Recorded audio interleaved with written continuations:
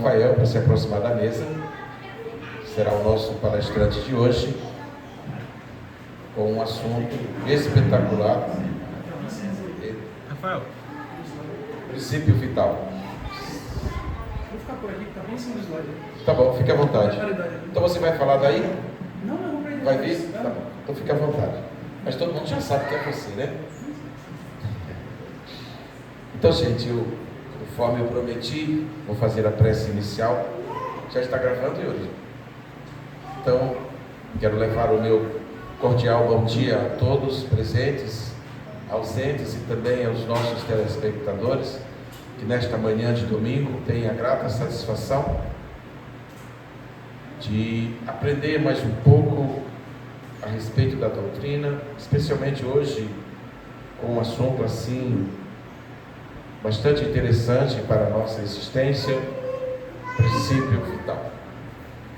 Acredito que a maioria de nós ainda tem dúvidas a esse respeito, professor Rafael, e esta é a oportunidade de tirarmos essas dúvidas e aprender um pouco mais a respeito da vida.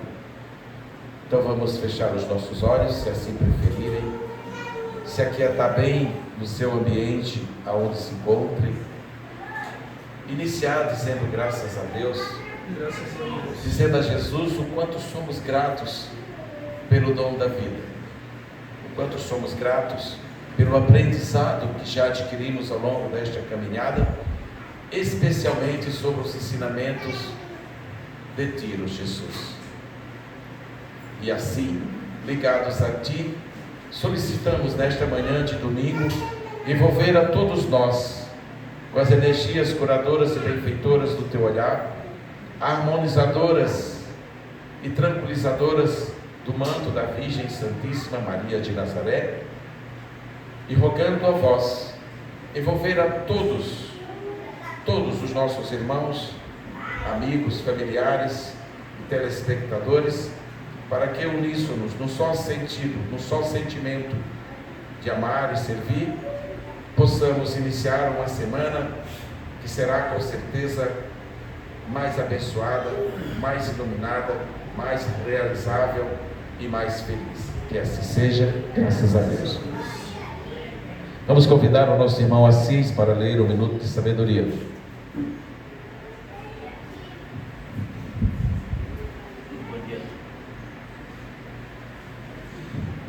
Bom dia a todos. Abri aqui no livro de sabedoria, o Minuto de Sabedoria na página 181. E essa mensagem nos traz hoje uma mensagem de reflexão para os problemas que a gente passa no nosso dia a dia, né? Não perca seu equilíbrio interno, por maior que seja a tempestade que o envolve, não perca o seu equilíbrio. Todas as tempestades passam, e se soubessem recebê-las com serenidade, nenhum mal nos causarão.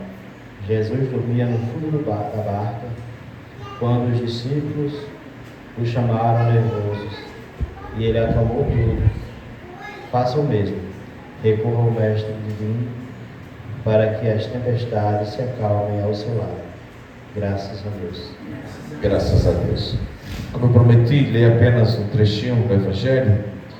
Eu abri no capítulo 8, bem-aventurados os que têm o coração puro, e nas instruções dos Espíritos, subitem, deixai vir a mim as criancinhas, que diz, o Cristo disse, deixai vir a mim as criancinhas. Essas palavras profundas em sua simplicidade não implicavam o simples chamamento das crianças, mas os das almas que gravitam nos círculos inferiores, onde a infelicidade ignora a esperança. Jesus chamava a si a infância intelectual da criatura formada, ou seja, os fracos, os escravos, os viciosos, porque ele nada podia ensinar. A infância física sujeita à matéria e submetida ao jugo do instinto, e não pertencendo ainda à ordem superior da razão e da vontade que se exerce em torno dela e por ela. Jesus queria que os homens viessem a ele com a confiança desses pequeninos seres de passos vacilantes, cujo chamamento lhe conquistaria o coração das mulheres, que são todas mães. Submetia assim as almas à sua eterna e misteriosa autoridade, porque ele foi o facho que ilumina as trevas, o clarim matinal que toca o despertar, foi o iniciador do espiritismo e deve, a seu turno, chamar a si não apenas as criancinhas, mas os homens de boa vontade. A ação viril está iniciada. Não se trata mais de crer instintivamente e de obedecer maquinalmente. É preciso que o homem siga a lei inteligente que lhe revela a sua universalidade. Graças a Deus. Agora convidamos o nosso professor e irmão Rafael para dar início aos trabalhos desta manhã de domingo. Que Jesus o ilumine, que sejam proferidas as palavras mais adequadas e mais necessárias para esta manhã de domingo. Fique à vontade, professor.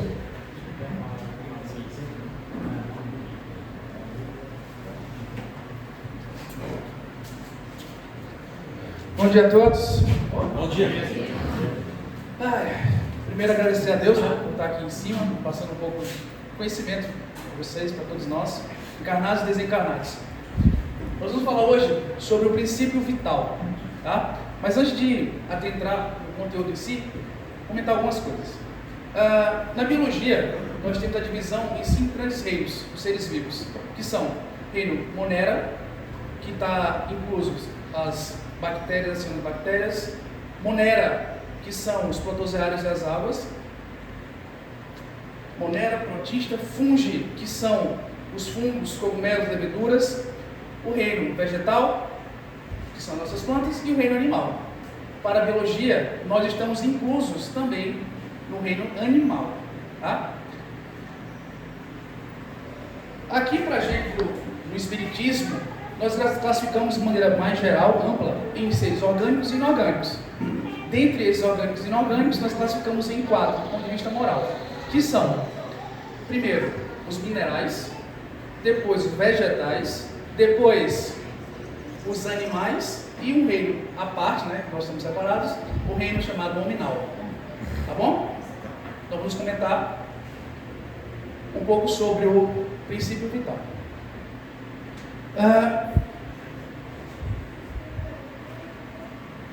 Falando um pouco dos seres orgânicos, aí Kardec vai falar lá. Os orgânicos são os que têm em si uma fonte de atividade íntima que lhes dá a vida. Nascem, crescem, reproduzem por si mesmos e morrem. São providos de órgãos especiais para a execução dos diferentes atos da vida. Órgãos estes apropriados às necessidades que a conservação própria lhe impõe. Nessa classe estão compreendidos os homens, os animais e as plantas. Para a gente, nesses seres orgânicos, são esses 3 reinos. Se você pensar numa planta, né, como ser vivo, a planta ela tem células diferenciadas. Como assim? A planta está programada para absorver a água da terra, ela está programada para receber a luz do sol. Ela tem alguma diferenciação celular em relação aos minerais, por exemplo, a terra, o ar, o vento. Né? Elas têm uma diferenciação bem comum também. Os animais que têm órgãos que são diferenciados, não só as células, têm órgãos específicos para a realização de diversas atividades, né? Por exemplo, intestino, enfim, diversos sistemas diferentes, né? Órgãos e sistemas diferencializados, como falo do animal, como também do nominal, classificados como seres orgânicos. Os inorgânicos, por Kardec, né, são todos aqueles que carecem de vitalidade, de movimentos, eles precisam de movimento, que se formam apenas pela agregação da matéria, tais são como minerais, água, ar. Eles são chamados inorgânicos. Os inorgânicos, né, nós destacamos os minerais na nossa classificação. Essa classificação em 4, chamada de reinos ligados à moral, vão ser mais estudados lá pela questão 574 dos Espíritos, é um pouco mais para frente do nosso estudo, mas chegaremos lá. Vai ser estudado mais detalhadamente. Na questão 60, Kardec vai falar assim, vai perguntar para os Espíritos: é a mesma força que une os elementos da matéria nos corpos orgânicos e inorgânicos? O Espírito responde: sim, a lei da atração é a mesma para todos. Na física, nós temos 4 grandes forças de atração. que são elas. A primeira é a força gravitacional, que está ligada a uma relação entre massas. A segunda é a força eletromagnética, que está ligada a ação e reação, né? Reação de cargas positivo, atrai negativo, cargas diferentes se atraem, cargas iguais se repelem. Isso está na força eletromagnética. E nós temos a força nuclear forte e a força nuclear fraca, que está ligada às partículas subatômicas. Tá? Ligação do núcleo, partículas quarks, mesmos, que não vou me aprofundar. Bem? Mas o que ele diz é que, independentemente de ser orgânico ou ser inorgânico, essas 4 grandes forças de atrações, elas atuam sobre ambos os corpos. Ok?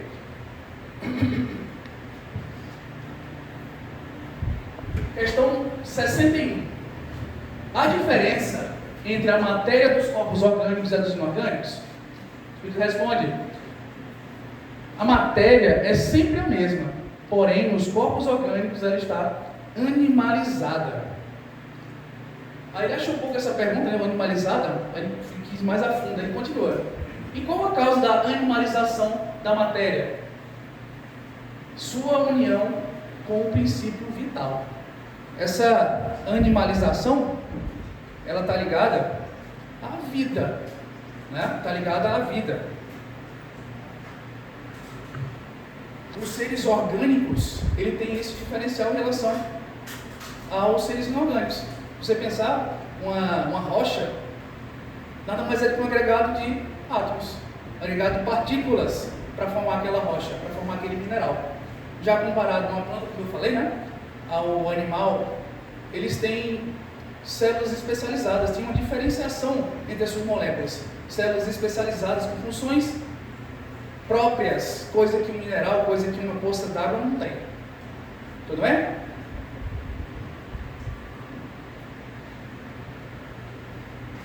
A diferença é a vida propriamente dita.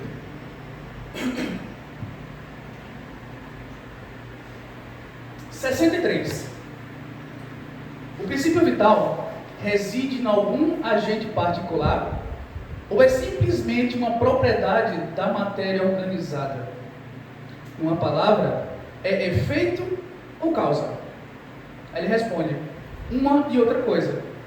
A vida é um efeito devido à ação de um agente sobre a matéria.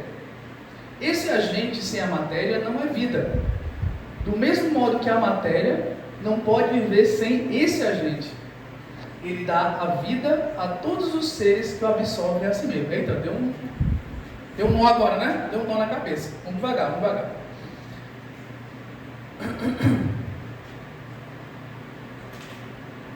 Primeiro, quando ele fala que é uma coisa e outra, a primeira coisa é que o princípio vital ele vai me fornecer, sim, vitalidade. Ele vai dar vitalidade aos órgãos, vai dar vitalidade ao ser. O primeiro ponto é esse, né? Entender que realmente ele que proporciona a vitalidade ao seu orgânico. Mas tem um detalhe: o princípio vital isoladamente, ele não é ele que dá a vida. Como assim? Para ele tornar ou dar a vida, tem que existir a matéria inerte. Como assim? Se eu, por um acaso, eu conseguir produzir um braço em laboratório feito de carne, né, propriamente dito, feito de moléculas, feito de átomos, conseguir construir, se eu não tiver o princípio vital naquele braço, não vai ter vida. Por isso que ele fala que é uma coisa e outra. Além de ter que ter a vitalidade, esse órgão, ou essa peça, vamos chamar assim, que é inorgânica, para ela poder ter a vida, tem que ter a união dos dois. Como ele fala aqui embaixo, né? Ele dá a vida a todos os seres que o absorvem e o assimilam. Tá? Para haver vida, tem que haver o princípio vital e tem que haver matéria inerte. O fluido vital, isoladamente, não caracteriza vida. Bem como também a matéria inerte, isoladamente, não caracteriza vida.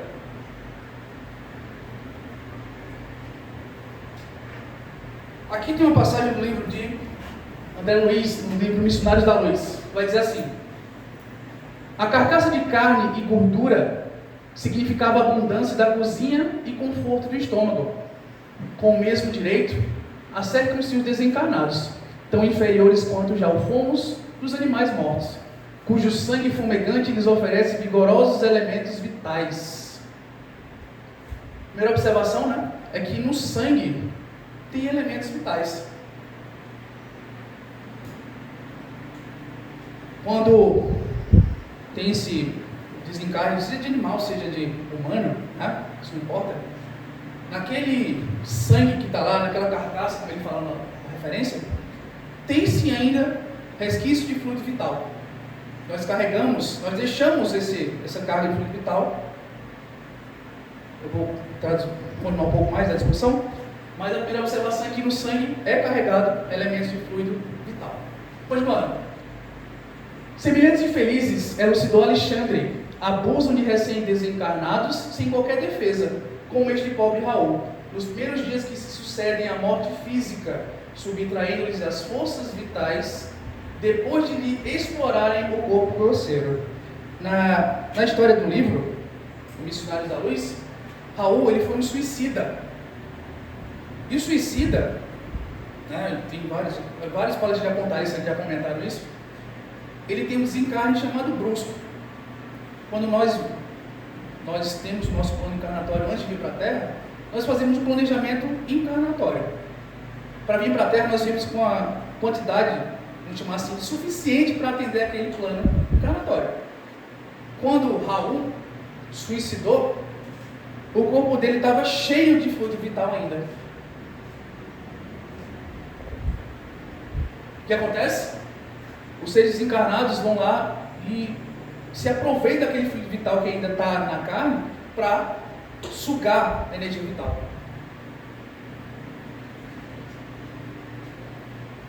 Então, na carcaça, carne, na gordura e nos suicidas, ainda assim depois, mesmo desencarne, acontecido o desencarne, ainda assim está impregnado de vida.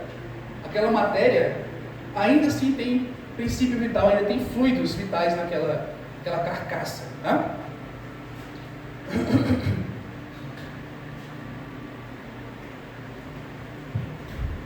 Aqui outra referência, está no livro Obreiros da Vida Eterna, também de André Luiz. Nesse livro, ele conta 4 casos de desencarne. Ele vai contar, em um dos casos, né, que eles estão acompanhando, um rapaz que está sendo levado para um velório. Estão encaminhando ele. E quando eles chegam lá no lugar do velório, lá eles veem vários irmãos desencarnados, doentes, que estão se aproveitando do corpo que está sendo velado.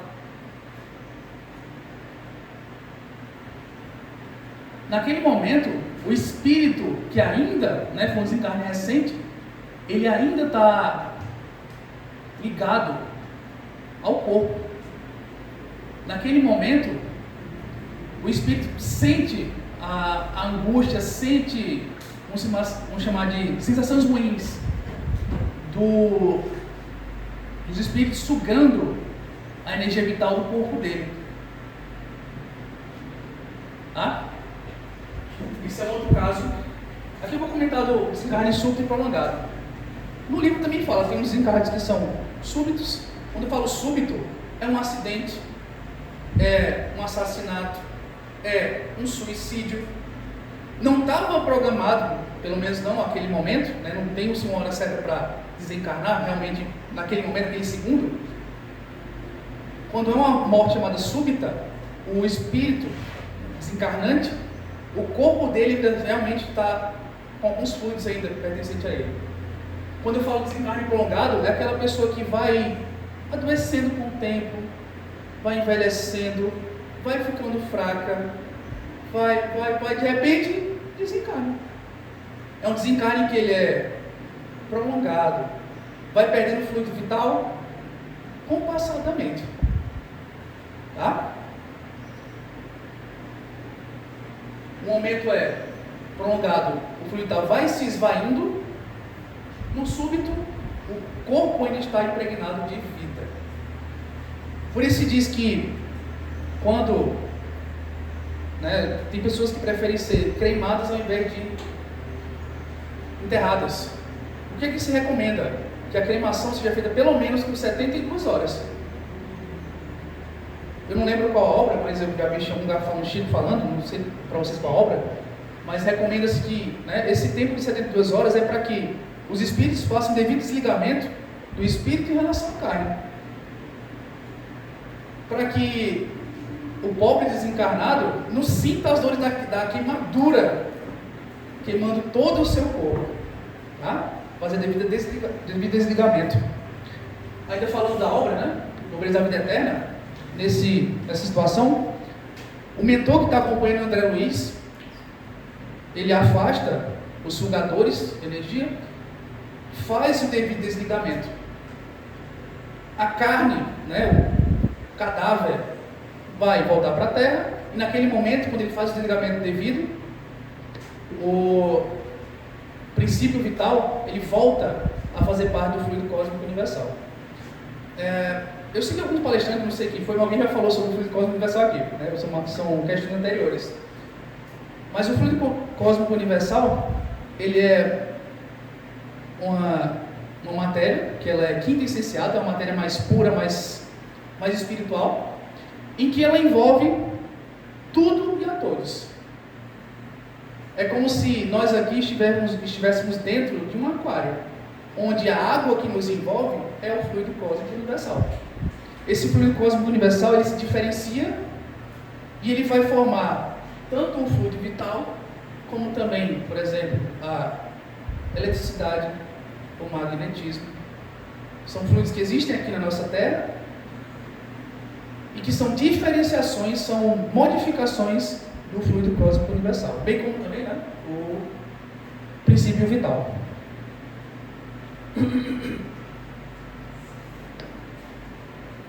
Questão 65. O fluido vital tem por fonte o fluido universal. Bem comentado. É o que chamais fluido magnético, fluido elétrico animalizado. É o intermediário, o elo existente do espírito e a matéria. Nessa época da Constituição do Livro dos Espíritos, publicado em 1857, Kardec já era magnetizador. Ele já fazia parte, né, de magnetizadores, né, como Mesmer, Barão de Potter. Um dia a gente faz uma palestra sobre isso ainda. Mas ele já era magnetizador há 35 anos, nessa época, ele já era bem conhecedor do magnetismo. E naquela época, eles chamavam, né, quando você pensa no magnetismo, nós lembramos do passe magnético. Naquela época, eles chamavam o nosso passe atual, eles diziam que estavam se transmitindo fluido magnético, ou chamado fluido elétrico animalizado. Por isso o Espírito chama essa referência. O nosso passe é uma transmissão de energias, é uma transmissão de fluido vital. Nós vamos comentar isso mais para frente. Mas isso era a crença da época, né, para Kardec, como ele chamava. E aqui eu trouxe um exemplozinho, né, bem simples. O trigo é a matéria-prima. Nós fazemos analogia a ele ao fluido cósmico universal. Você pode trabalhar o trigo, pode diferenciar o trigo e fazer diversas outras coisas. Por exemplo aí, né? Tem ali um croissant, tem um pão, um bolo, biscoito. Então, o fluido cósmico universal, ele vai se diferenciar, assim como o trigo, e vai formar outras coisas diferentes, outros elementos. Eletricidade, magnetismo, o nosso fluido elétrico animalizado. Tudo bem? Então, repetindo, o fluido vital, ele é uma diferenciação do fluido cósmico universal.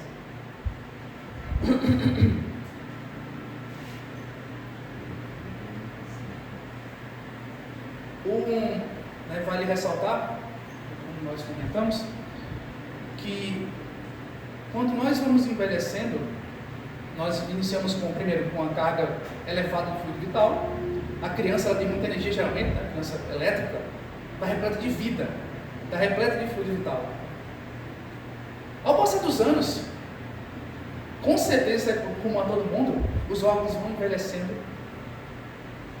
Nós vamos ficando ficando doentes cada vez mais fáceis, né? Cada vez mais fácil. O que é isso? Nada mais é do que o nosso fluido vital se esvaindo. Está voltando a ser fluido cósmico universal. Com a idade, a doença vai chegando, uns mais, outros menos, né? Isso está na nossa programação. As doenças vão aumentando, a energia que a gente tinha de fazer uma corrida quando era criança, passou o dia correndo, é muito diferente de um idoso de 60 anos, por exemplo, 70, 80 anos. 60 é jovem ainda, né? Vou estar 70, 80.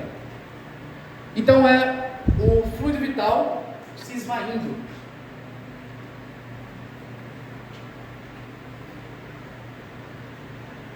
O princípio vital é um só para todos os seres orgânicos? Os filhos respondem: sim, modificados segundo as espécies. É ele que lhes dá o movimento e atividade, e os distingue da matéria inerte, porquanto o movimento da matéria não é a vida. Esse movimento ela o recebe, não o dá. Deu novamente aqui um nó na cabeça, né? Tanta coisa de uma vez, tanta informação. A primeira coisa, o princípio vital de um cachorro, que está presente no cachorro, é diferente do princípio vital que está no humano. Aí você pode dizer, diferente como? Não, assim, ele é o mesmo princípio vital. O cachorro tem e o humano tem. Só que são diferentes no sentido do humano vai ser uma quantidade diferente, num tipo diferente, uma diferenciação para cada tipo de ser. Bem como também da planta. Vai ter um princípio diferente. Mas tudo oriundo do fluido cósmico universal. Você pode notar também que umas pessoas, que fala agora do humano, né? Tem pessoas que têm uma energia que dá até raiva. Pode ir manhã com disposição, vai para a academia, 4 e pouco da manhã quer correr. Não. Eu nunca tive isso. Eu nunca tive essa energia. Tem gente que tem. Ou seja, de uma espécie, de uma pessoa para outra, a pessoa tem muito mais energia do que outras. Por quê? Porque aquela pessoa ela foi no plano encarnatório dela para vir daquela maneira, com mais energia e disposição para executar atividades que exercem aquilo. Por exemplo, se você é um pedreiro, né, um servente, você vai ter muito mais disposição, muito mais energia do que comparado a uma pessoa que só trabalha no escritório sentada. Não estou desmerecendo o serviço nenhum, nem de um nem de outro. Mas em termos de energia, de vida, vitalidade, o servente em relação ao auxiliar de escritório, por exemplo, o servente vem muito mais do que o outro. Tudo bem?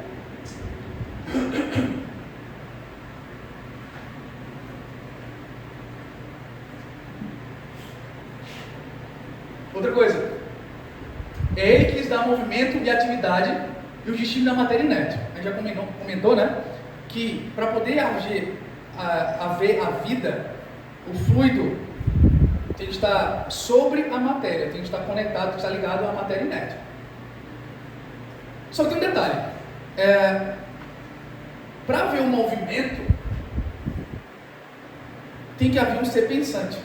Não basta só ter fluido vital e matéria. Além disso, para eu movimentar, para eu subir o meu braço, por exemplo, tem que haver um ser pensante, tem que haver o espírito. Aí você pode dizer, o animal ele também se mexe, não tem problema. O animal também tem espírito, tem perispírito, do mesmo jeito. Ele tem Não basta só princípio vital, não basta só matéria para haver movimento. Tem que ir mais além, tem que ter um princípio pensante, uma inteligência responsável por esse movimento.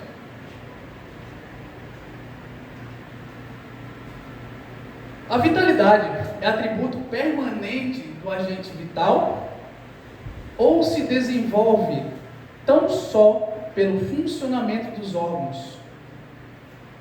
Resposta: ela não se desenvolve senão com o corpo. Não dissemos que esse agente sem a matéria não é vida?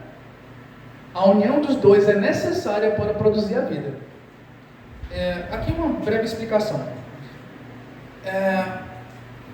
Para o meu coração funcionar, para ele bater, ele foi feito para isso. Ele foi feito para impulsionar o sangue para todos os órgãos. ele com certeza, já que é uma matéria, ele tem que estar banhado em fluido vital. Ele tem que ser banhado em princípio, tem que ter vitalidade. Só que, né, esse funcionamento, ele vai me ajudar a trabalhar não só o coração, né, do coração em si, mas esse devido funcionamento ele vai servir para todo o corpo. Todo o corpo depende do coração, bem como todo órgão. Nós somos um conjunto perfeito. Se eu fumo, se eu bebo, se eu tenho os meus vícios, drogas, enfim, não importa. Se eu trato o meu corpo de maneira errada, o que eu estou fazendo? Estou prejudicando meus órgãos. Estou prejudicando a vida.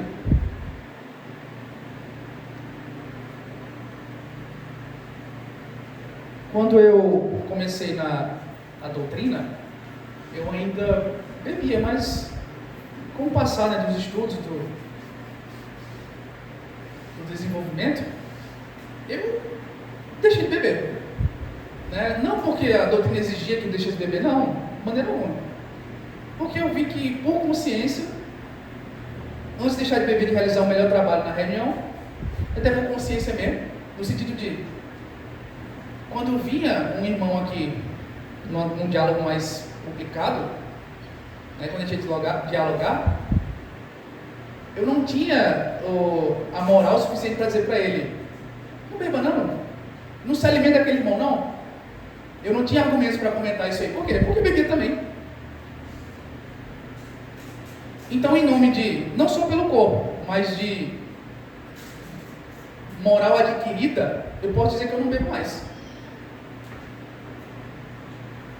Em quê? Em nome do trabalho. Trabalho do Cristo. Eu sei que cada um tem o seu vício, enfim, isso não importa. Ninguém vai julgar de maneira alguma. Mas realmente uma decisão própria, uma decisão de pensamento. E que naquele momento, voltar para cá, né? É prolongar a vida. O meu corpo é um castelo, né? Todos vocês, cada corpo é uma casa, é um lar que Deus deu para cada um de nós, um presente da reencarnação. Então, mas se eu não conseguir lembrar, não tem problema, cada um no seu tempo, vai chegar, cada um no seu tempo, tá?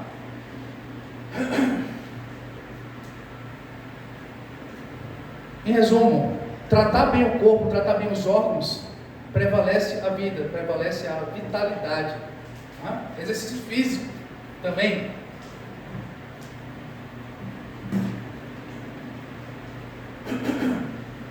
Aqui, vou traduzir bem simples, tá? Princípio vital é o corpo humano. Princípio vital, né? Ele está ligado à animação do corpo, a gente já comentou isso aqui. Para ter funcionamento devido do corpo, os órgãos têm que estar banhados em fluido vital. A conexão, a ligação dos órgãos e sistemas vai formar, também vai proporcionar a vida. Saúde e doença. Se eu tenho pouco fluido vital, a minha probabilidade de adquirir doenças é muito maior. Quando a gente é criança, a probabilidade de doença é muito menor. Mas você pode falar, não, mas meu filho fica doente direto. Está na programação dele fazer isso. Mas geralmente, o que acontece de maneira geral, quando você é mais jovem, você adoece menos. O idoso tem mais tendência a ter, se não se cuidar, obviamente, né? A ter doenças, manifestação de doenças. Equilíbrio vital. O equilíbrio do princípio vital é essencial para o bem-estar geral. Se você pensar numa pessoa depressiva, que está trancada no quarto, que não olha mais o sol, naquela pessoa triste, a tendência dela é adoecer cada vez mais. Isso não estou falando aqui, não só pelo espiritismo, mas a ciência comprova isso, tá? Na ciência, não só. Acho que vocês devem ter exemplo disso. Como eu falei, o corpo físico é um templo sustentado pelo princípio vital, é a nossa casa, é o nosso castelo. A energia vital é importante para a regeneração celular e a cura. Se eu tenho muito fluido vital, a tendência de eu me recuperar da doença é maior. Aqui na Casa Espírita nós temos tratamentos espirituais. Sessões de transmissão através do passe são transmissões de fluido vital. Quem tem mais, doa para quem tem menos, quem está precisando. corpo precisa estar sadio. Vida e morte é um dos tópicos do livro dos Espíritos, tá? Qual a causa da morte dos seres orgânicos? Esgotamento dos órgãos. Só um detalhe aqui, né? Quando a gente fala vida e morte, a questão da morte é só conceitos, né? Que aqui a gente chama de desencarne, desligamento do corpo físico do espírito, né? Então, definições: morte, separação do corpo físico. A causa da morte se dá por esgotamento dos órgãos. Se o órgão para de funcionar, a vida passa a existir. Ele continua no 68a. Poder-se-ia comparar a morte à cessação do movimento de uma máquina desorganizada? Sim. Se a máquina está mal montada, cessa o movimento. Se o corpo está enfermo, a vida se extingue.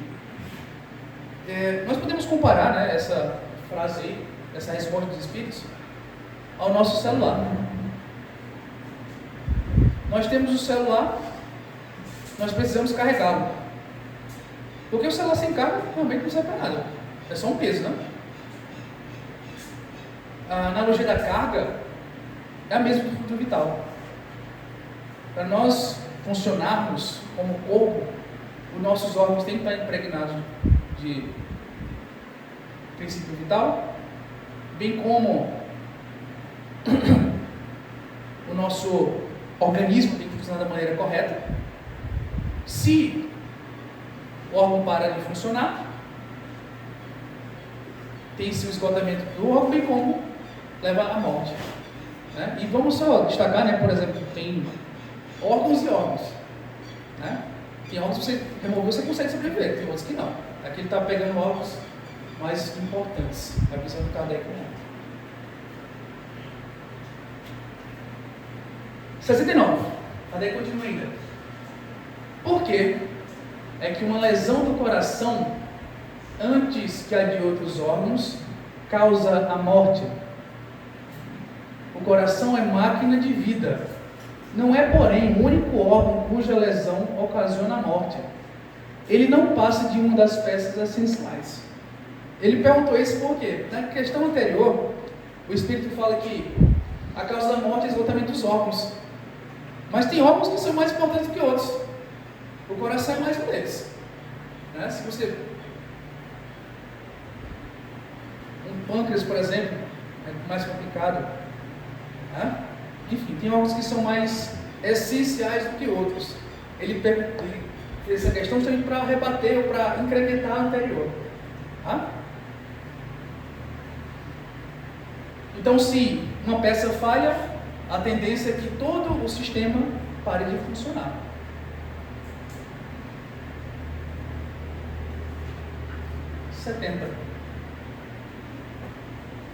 Em que se transformam a matéria e o princípio vital dos seres orgânicos quando eles morrem? Resposta: a matéria inerte se decompõe e vai formar novos organismos. O princípio vital volta à massa de onde saiu. Quando tem esse desencarne, né, aquilo que é corpo físico, aquilo que é matéria, aquela coisa, né, a terra há de engolir, né, algo desse tipo, volta para a terra, através da decomposição, né, enfim, todos já sabem esse processo. Já o princípio vital volta à massa de onde saiu. Volta para onde? Para o fluido cósmico universal. Volta para a origem dele.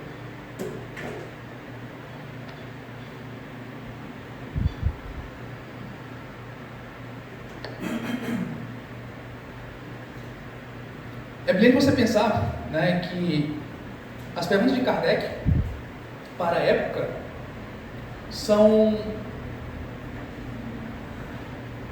de uma inteligência fora do normal, né? Se você pegar essas informações, hoje ainda a ciência não consegue realmente chegar ao que Kardec comentou naquela época. Não está no nosso tempo, não está, mas chegaremos lá. Nós estamos entendendo o princípio vital, estamos entendendo o fluido cósmico universal, que nós temos de mais próximo são chamadas partículas de Higgs, né? Que eu não vou me adentrar nisso, mas é o mais próximo que a ciência está chegando ao fluido cósmico universal. Questão de tempo, questão de evolução.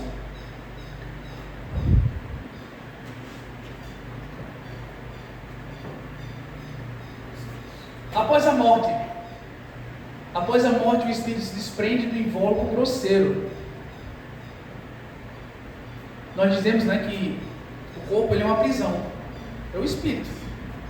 O espírito, quando está ali perto, ele tem mais consciência, ele tem mais visão, ele tem muito mais possibilidades do que quando estamos encarnados. Então disse que o corpo é uma prisão para o espírito. Então a morte nada mais é uma liberdade para esse espírito. Na morte tem a separação do espírito do princípio vital, como eu falei. O espírito se liberta, o corpo inerte volta para a terra, volta a ser um organismo, e o princípio vital volta a ser fluido cósmico universal. E o perispírito, ele mantém a individualidade após a morte. Também eu sei que já foi comentado aqui, que nós temos três corpos, entre aspas. Nós temos corpo físico, espírito. O corpo físico é totalmente ligado à matéria, o espírito é a nossa consciência, a nossa inteligência. No meio dos dois tem o perispírito, que tem características tanto materiais quanto características etéreas, características espirituais. Ainda vai haver um estudo mais aprofundado sobre o perispírito. Mas de antemão, uma das peças, uma das partes do perispírito é chamado corpo mental. No corpo mental vão ficar todas as informações que aquele espírito adquiriu durante toda a sua existência. O corpo mental ele acompanha o espírito. Quando tem esse desligamento, a parte do perispírito, que é o corpo mental, ela acompanha o espírito. Toda a vivência permanece naquele espírito. Tá? Mas esse estudo vai ficar um pouco mais para frente, esse detalhe do perispírito. Então, a morte é a destruição do invólucro grosseiro. O princípio vital se transforma em formas de energia, volta a ser fluido cósmico universal para ser reutilizado.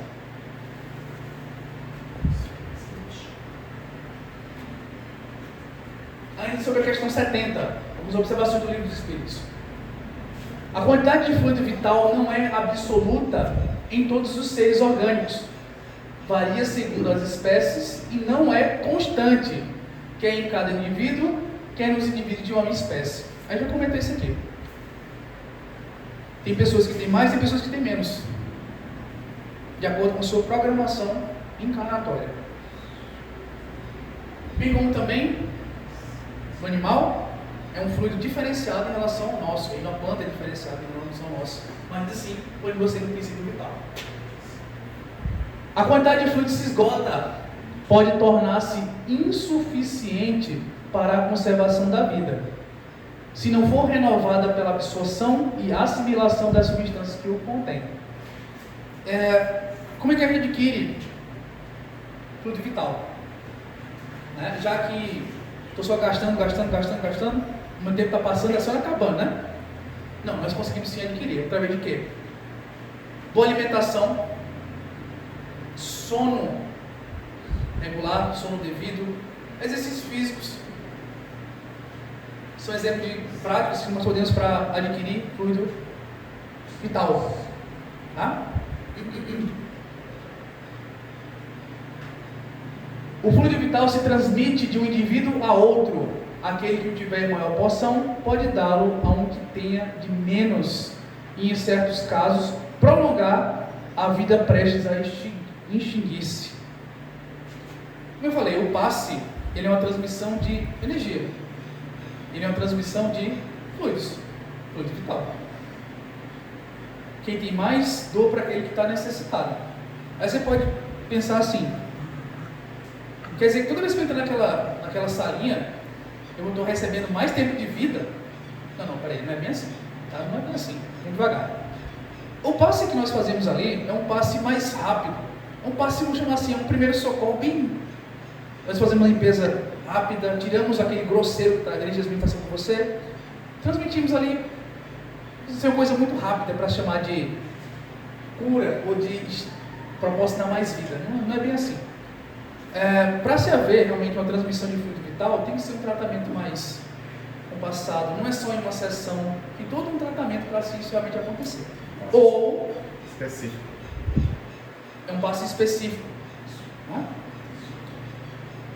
Isso vai ficar para outra palestra, esses detalhes sobre o passe. Tá? Mas, em resumo, é possível sim transmitir energia vital, é possível sim transmitir fluido vital de um ser para outro. Tá? E quando ele fala assim de prolongar a vida e prestes a extinguir-se, tem pessoas que estão lá no leito do hospital e que está programado que aquela pessoa vai desencarnar naquele momento. Se aquela pessoa, né, tiver orações suficientes, muita gente pedindo por ela tiver merecimento, nós podemos sim, junto aos Espíritos, se eles permitirem, se Deus permitir, obviamente, transmitir energia àquela pessoa para que ela viva um pouco mais. Já aconteceu aqui na sala? Já tivemos transmissão de fluidos para prolongar a vida, com certeza. Isso já aconteceu aqui. Isso é possível. Tá? Isso é possível.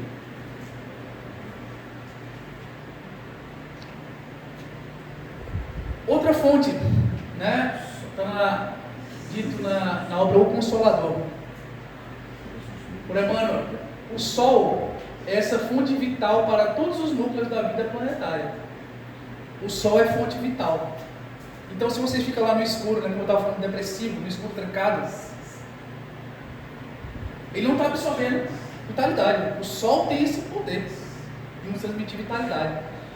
É um modo também de adquirir fluido vital. Aqui está no livro Nosso Lar. Narcisa manipulou em poucos instantes certa substância com as emanações do eucalipto e da mangueira, e durante toda a noite aplicamos o remédio ao enfermo, através da respiração comum e da absorção pelos poros. As plantas, como foi dito também, elas também têm fluido vital. O que ela fez?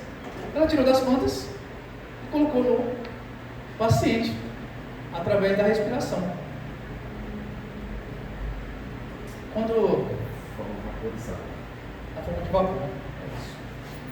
Então, você pode dizer, tirou da planta? Sim. A planta tem, nós podemos sim utilizar das plantas medicinais. A gente já trabalhando aqui na sala, já viu muito isso. Já entrou, né?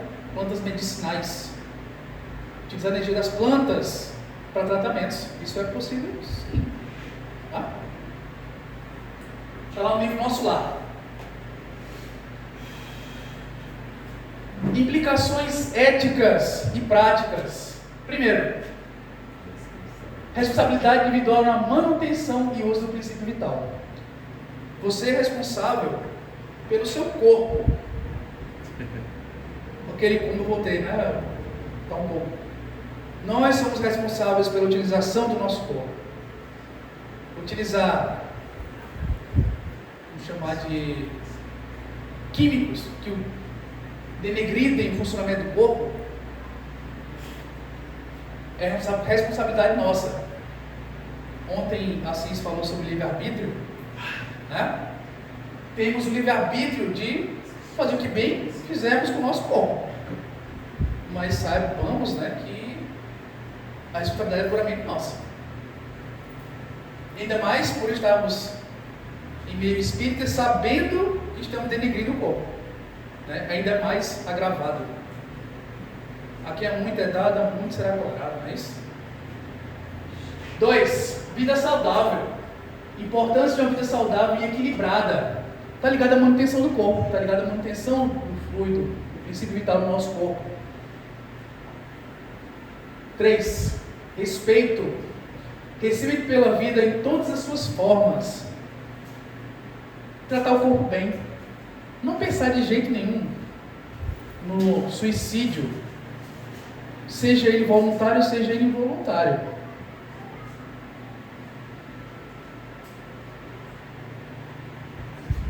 Bons sentimentos permitem produção de fluidos vitais e mantêm os chakras equilibrados. Já os maus os bloqueiam. funcionamento do nosso organismo está diretamente ligado ao funcionamento dos chakras. Se eu tenho, por exemplo, um desequilíbrio no meu chakra, no plexo solar, por exemplo, ele está ligado à parte mais digestiva. Se eu tenho esse chakra desequilibrado, os chakras estão no nosso perispírito, se eu tenho um chakra desequilibrado, muito provavelmente esse desequilíbrio vai me gerar algum desconforto, vai me gerar até doenças mais pesadas no organismo físico. Então, ter bons sentimentos, ter a vibração elevada, ter a vibração boa, já que influencia nos nossos chakras, que influencia no nosso corpo físico, vai estar prolongando a vida. Não é tão simples assim? É um começo. É um começo. Tá?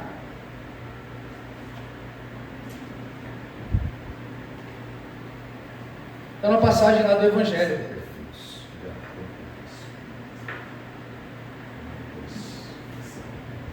Evangelho segundo o Espiritismo, capítulo 17, serem perfeitos, está na subida em cuidar do corpo e do espírito. Amai, pois, a vossa alma, porém, cuidai igualmente do vosso corpo, instrumento daquela. Desatender as necessidades que a própria natureza indica é desatender a lei de Deus. Não castigueis o corpo pelas faltas que o vosso livre-arbítrio o induziu a cometer, e pelas quais é ele tão responsável quanto o cavalo mal dirigido pelos acidentes que causa.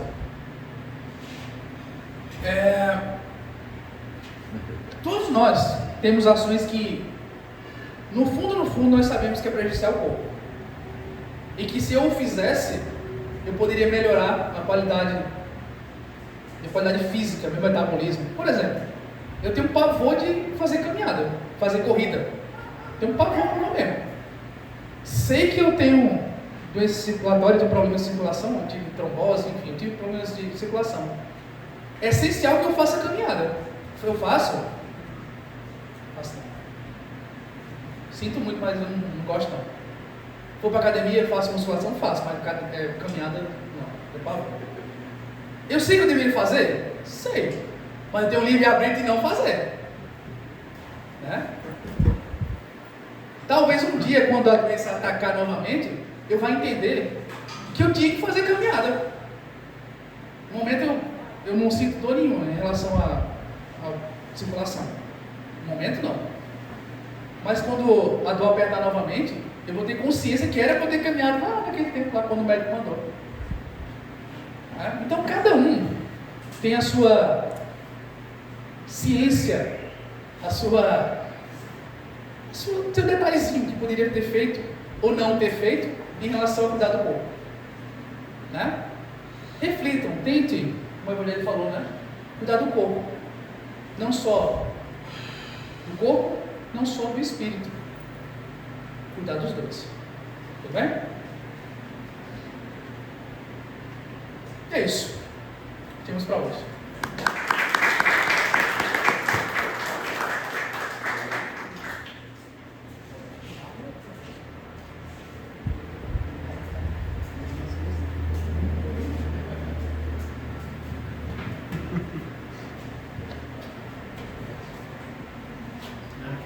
Então nós satisfeitos estamos pela aula do nosso professor. Obrigado, professor Rafael. Estendemos o convite para que esteja conosco mais vezes, para trazer esses esclarecimentos tão importantes para nos esclarecer e para nos fortalecer para a caminhada nesta vida. Eu confesso a você, professor, que eu sempre tive muitas dúvidas com relação ao princípio vital. E hoje alguns desses pontos ficaram bem claros. Embora eu já tenha lido o Livro dos Espíritos umas 3 vezes, mas escapou alguns detalhes que você esclareceu hoje. Grato por esse esclarecimento.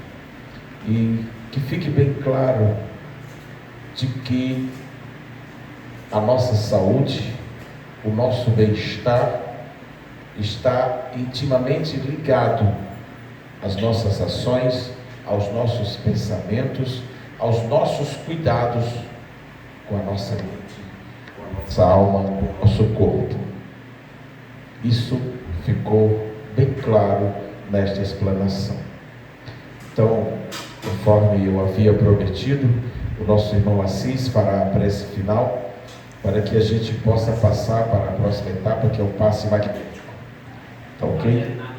Que Jesus nos abençoe, que possamos ter não apenas um final de domingo, mas uma semana iluminada e guiada por Jesus nas nossas tarefas, nas nossas obrigações, nos nossos deveres.